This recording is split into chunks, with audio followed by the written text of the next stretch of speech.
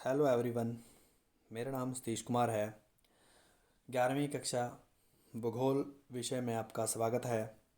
तो हमारी बुक चल रही थी फंडामेंट्स ऑफ फिजिकल ज्योग्राफी। ये बुक हमारी चल रही थी तो इसका हमारा सेकेंड चैप्टर चल रहा था the origin and evolution of the earth, पृथ्वी की उत्पत्ति एवं विकास। तो चलते हम सीधा टॉपिक के ऊपर। इससे पहले इसकी एक वीडियो अपलोड हो चुकी है। अगर आप सीधा ये वीडियो देख रहे हो तो आपको इससे पहले पहले वाली वीडियो ज़रूर देखनी चाहिए। तो हम चलते हैं सीधा टॉपिक के ऊपर। इससे पहले हम इस चैप्टर में आधुनिक सिद्धांत पृथ्वी की उत्पत्ति से संबंधित और आरंभिक सिद्धांत जो पृथ्वी की उत्पत्ति से संबंधित थे उनके बारे में हमने पढ़ा था। आज हम तारों का निर्माण कैसे होता है, ग्रहों का निर्माण कैसे होता है और सौरमंडल, यहाँ तक की बातें हम पढ़ेंगे और हो सके तो चंद्रमा को भी हम इंक्लूड करेंगे। तो अगर वीडियो लंबा ना हुआ तो हम चंद्रमा को ज़रूर पढ़ेंगे, नहीं तो ये 3 टॉपिक तो हम इसमें पढ़ेंगे ही पढ़ेंगे। तो चलते हम अपने टॉपिक के ऊपर। इससे पहले हमने क्या पढ़ा है, हमने पृथ्वी की उत्पत्ति से संबंधित 3 तरह की थ्योरी पढ़ी है। जो अद्वैतवादी एक तारक परिकल्पना है, मोनिस्ट हाइपोथेसिस इनको बोलते हैं, जो ये मानते हैं जो पूरे यूनिवर्स की उत्पत्ति एक तारे से हुई, जो हमारे सौरमंडल की और अन्य ग्रहों की जो उत्पत्ति है एक तारे से हुई है। द्वैतवादी जो है परिकल्पना क्या मानते हैं, ये कहते हैं एक जो सौरमंडल की उत्पत्ति है एक नहीं एक से अधिक तारों के मेल से हुई है। तो एक तो तारा सूर्य था, कोई इसके पास से तारा गुजरता है तो उसका मैटर जो है ये काफ़ी खींच कर जो है हमारे सौरमंडल में फैल जाता है और वो धीरे धीरे ग्रहों और उपग्रहों का रूप ले लेता है। इसी तरह से हमने एक आधुनिक सिद्धांत पढ़ा था जिसे हम बिग बैंग कहते हैं। तो बिग बैंग के बारे में हमने पढ़ा था। जो मोनिस्टिक हाइपोथेसिस है इसमें दो तरह की जो है विद्वान है जिन्होंने बात की है। तो पहला है कांट, इन्होंने जो है वायव राशि जो है परिकल्पना दी थी। तो ये आपसे पूछा जा सकता है जो कांट का हाइपोथेसिस वो कौन सा है। तो वायव राशि परिकल्पना 1 नंबर का क्वेश्चन आ सकता है आपसे, मोस्टली यही पूछा जा सकता है। तो ये परिकल्पना कौन सी थी या कांट की परिकल्पना जो है किस प्रकार की परिकल्पना थी। हाँ, तो ये एक तारक परिकल्पना थी या मोनिस्टिक हाइपोथेसिस था। इसी का ही एक और इसी तरह का ही विचार जो है एक तारे से उत्पत्ति वाला, वो एक और विद्वान है जिसका नाम है लाप्लेस। तो इन्होंने जो है निहारिका नेबुला जो हाइपोथेसिस जो है दिया था, निहारिका परिकल्पना दी थी। ये क्वेश्चन कई बार आ चुका है, निहारिका परिकल्पना किसने दी थी, तो लाप्लास ने दी थी। या ऐसा पूछ सकते हैं लाप्लास ने कौन सी परिकल्पना दी थी, तो निहारिका परिकल्पना दी थी। तो ये 1900 सॉरी 1796 में ये निहारिका परिकल्पना जो है प्रस्तुत की थी। नेबुला हाइपोथेसिस ये लाप्लेस है, इन्होंने दिया था। उसके बाद जो द्वैतवादी जो परिकल्पना है इनका मानना है जो ब्रह्मांड की उत्पत्ति है एक से अधिक तारों से हुई है। तो इसमें जो विचारक हैं उन्हीं का ही नाम आपसे पूछा जा सकता है। तो जैसे कि चैम्बरलेन और मोल्टन, इन्होंने जो है ये विचारधारा दी है जिसका नाम रखा गया ग्रहाणु परिकल्पना। और इसके बाद हम चलते हैं आगे वाले टॉपिक। इसका इसी तरह की एक और विचारधारा रही थी जो द्वैतारक जो है विचारधारा के साथ मेल खाती है। तो ये दी थी आर्टो शिम्ड ने अंततारक धूर परिकल्पना, तो इंटरसेलर डस्ट हाइपोथेसिस। तो ये आर्टो शिम्ड और कार्ल वाइजस्कर ये 2 व्यक्ति हैं जिन्होंने ये परिकल्पना दी है। निहारिका परिकल्पना को ही आगे इन्होंने सेपरेट किया है। उसके बाद हमने पढ़ा था आधुनिक सिद्धांत ब्रह्मांड की उत्पत्ति।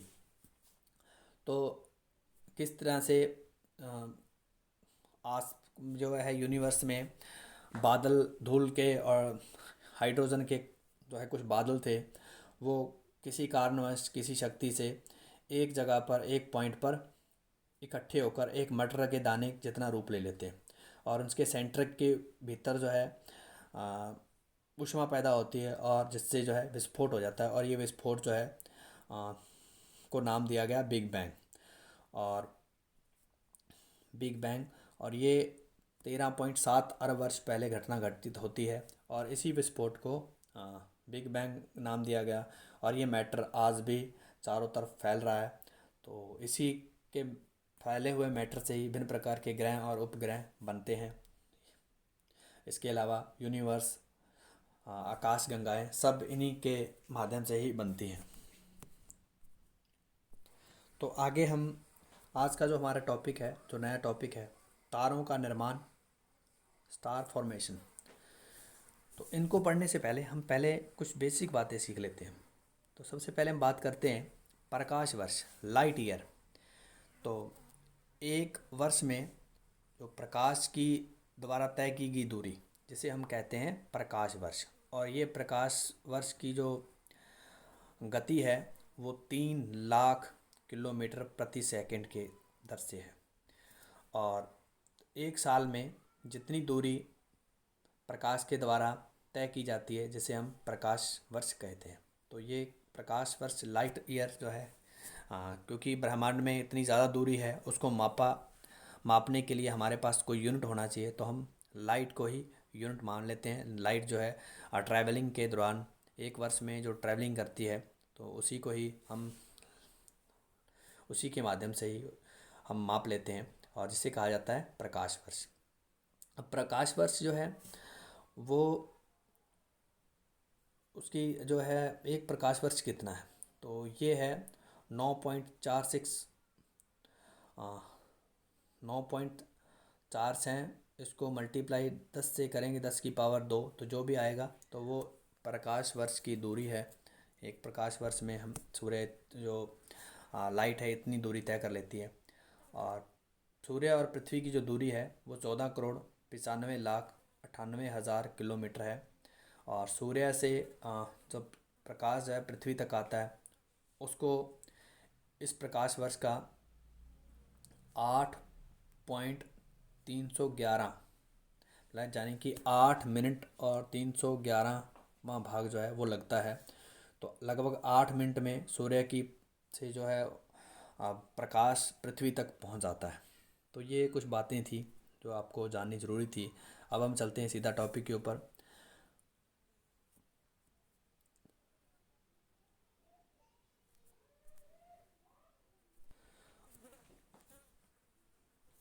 आरंभिक जो ब्रह्मांड था, जिसमें भिन्न प्रकार के गैसीय जो पार्टिकल थे वो घूम रहे थे, तो उसमें ऊर्जा और पदार्थ का जो वितरण है वो समान नहीं था।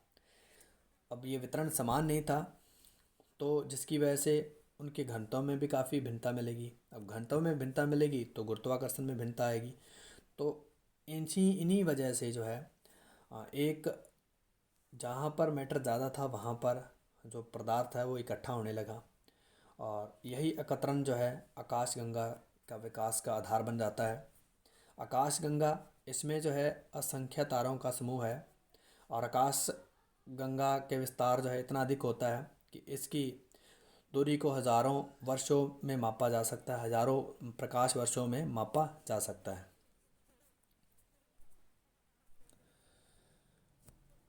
तो आकाशगंगा में बहुत सारे तारे होते हैं, और जिनका विस्तार काफ़ी ज़्यादा है, जिसको हम लाइट वर्ष के माध्यम से मापते हैं। लाइट वर्ष तो हम आपको पहले ही बता चुके हैं क्या है। और अकेली जो एक आकाशगंगा है, उसका जो व्यास है वो 80,000 से लेकर 1.5 लाख तक हो सकता है। और आकाशगंगा का निर्माण जो है हाइड्रोजन से बने हुए विशाल गैसों के उससे होता है, जिसे नेबुला कहा गया था। और धीरे धीरे ये झुंड जो है विकसित होता जाता है। अब ये देखिए, ये आरंभिक स्टेज है, और उसके बाद ये धीरे धीरे इकट्ठा हो रहा है सारा का सारा मैटर, और ये और ज़्यादा संघन हो रहा है। संघन होने के बाद इस तरह से जो है एक आकाशगंगा बन जाती है, और एक आकाशगंगा में इस तरह से तारों का निर्माण होता है। और धीरे धीरे ये सारा मैटर डेंस होता जाता है। डेंस होने के बाद यही मैटर एक तारे का रूप ले लेता है। तो इस तरह से अ, इन गैसीय जो पिंड है इनका संघनता बढ़ती जाती है और तारों का निर्माण होता है। और इन तारों का निर्माण जो है लगभग 5 से 6 अरब वर्ष पहले हुआ था हमारे तारे का। और हमारा तारा सूर्य जो है हमारा तारा है।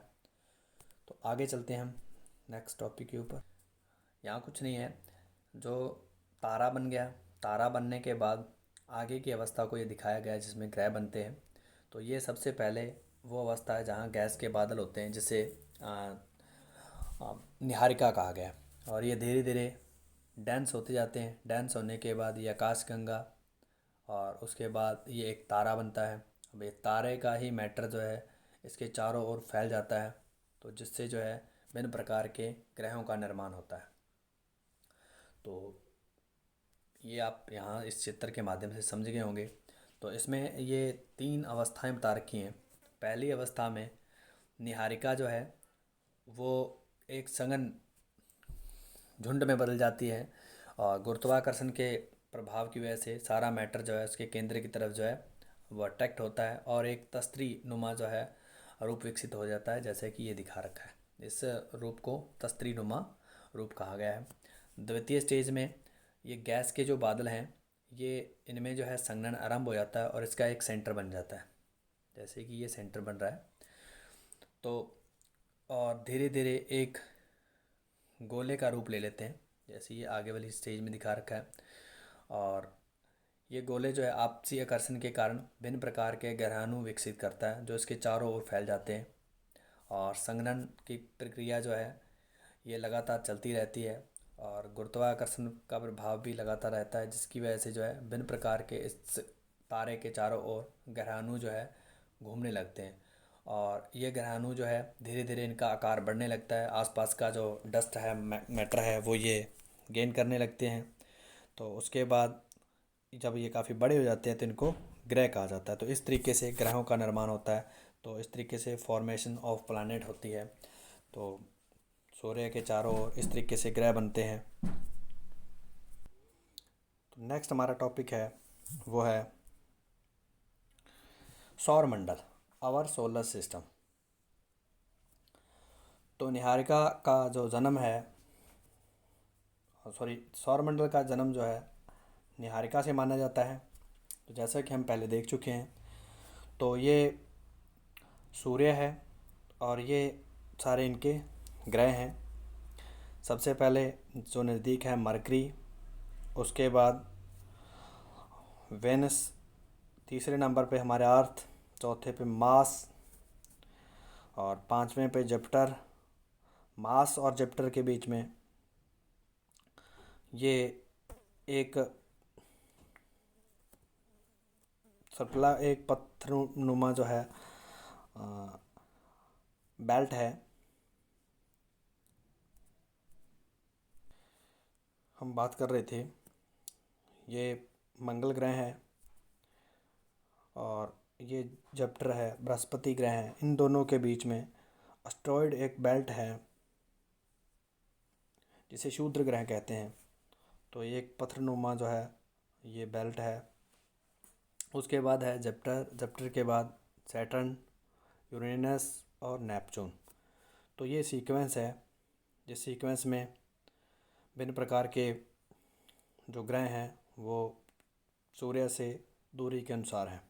तो अगर हम सबसे बड़े ग्रह की बात करें तो सबसे बड़ा ग्रह है जुपिटर। और अगर हम बात करें सूर्य के सबसे नज़दीक ग्रह कौन सा है तो वो है मरकरी। और सबसे दूरी पर नेपच्यून। और आकार में सबसे बड़ा ग्रह है बृहस्पति। और अगर हम बात करें इन 4 ग्रहों की, तो ये चारों ग्रह को चट्टानी ग्रह कहते हैं और इनका साइज़ भी छोटा रहेगा। और इन सभी का जो सरफेस है वो पृथ्वी की तरह है, सॉलिड है। और जबकि ये जो आगे वाले 4 ग्रह हैं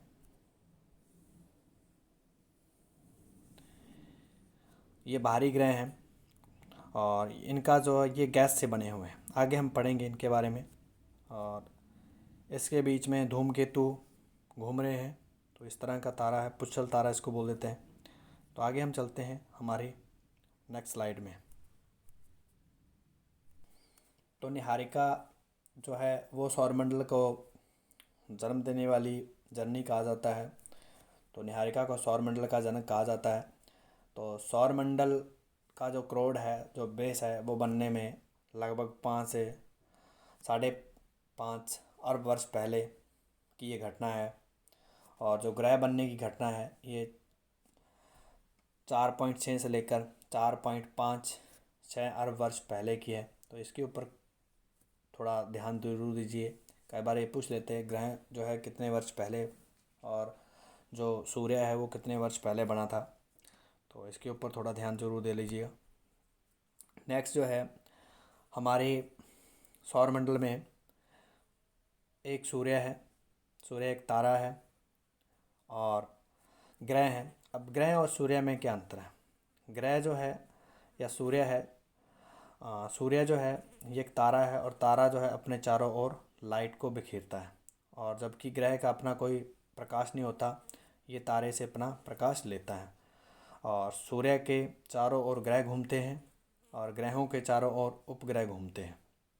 और इसके अलावा और लाखों पिंड जो है वो सूर्य के चारों ओर घूम रहे हैं। तो यहाँ पर आपको कुछ मात्रा में क्लैरिटी हुई होगी और काफ़ी बच्चे ये पहले ही जानते होंगे।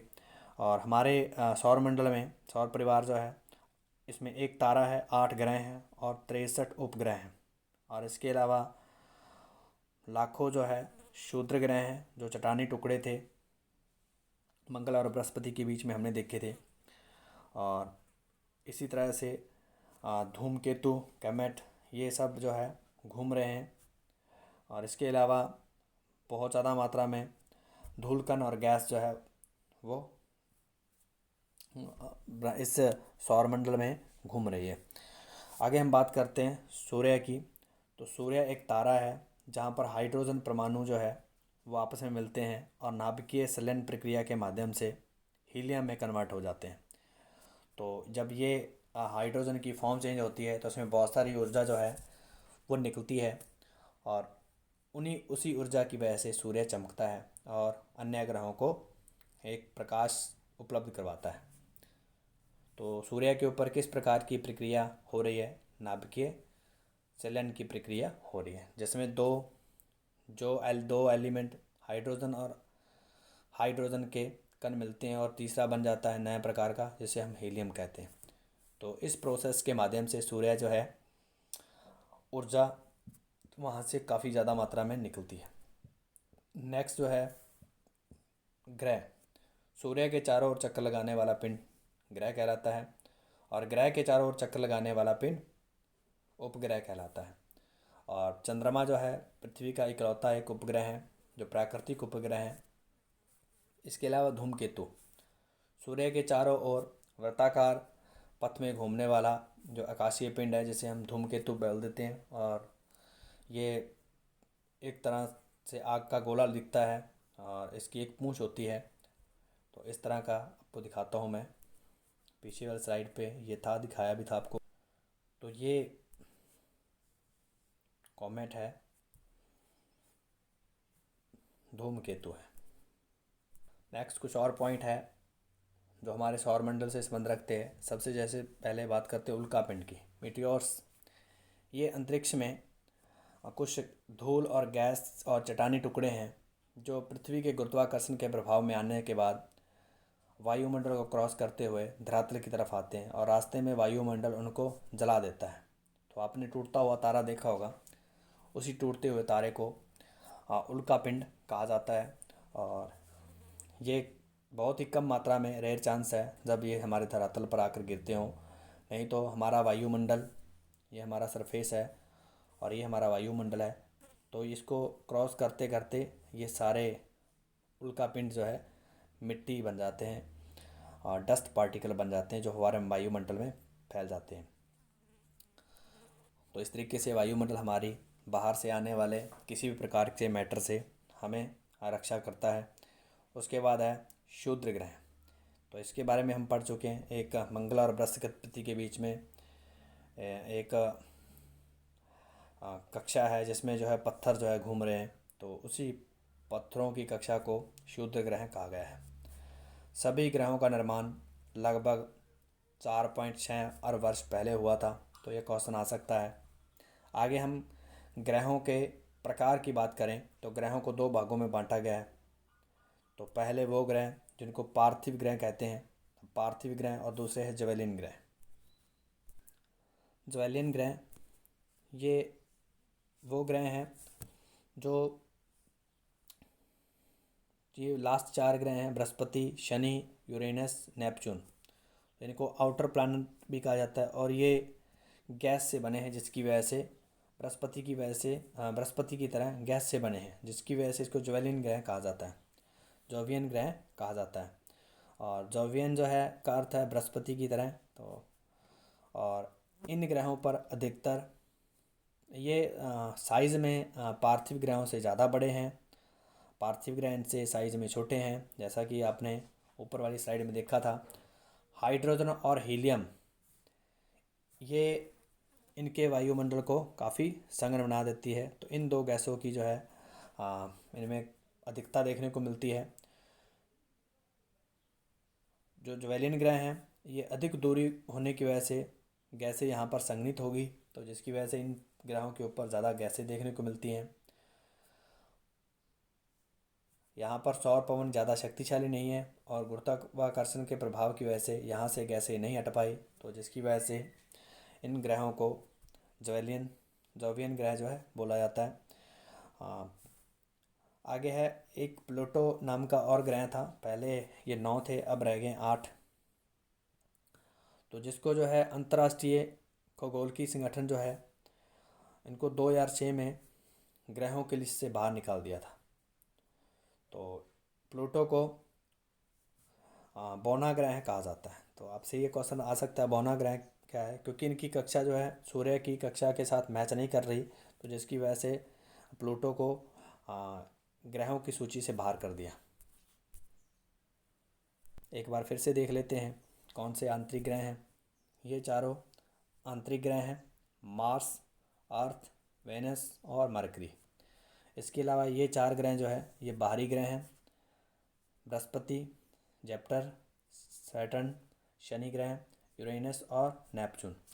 तो ये ग्रहों के बारे में थोड़ी क्लैरिटी आपको मिली होगी। तो आज की वीडियो में इतना ही। आगे वाली वीडियो में नए टॉपिक के साथ मिलते हैं। तब तक अपना ध्यान रखिए, खुश रहिए, पढ़ते रहिए, सुरक्षित रहिए।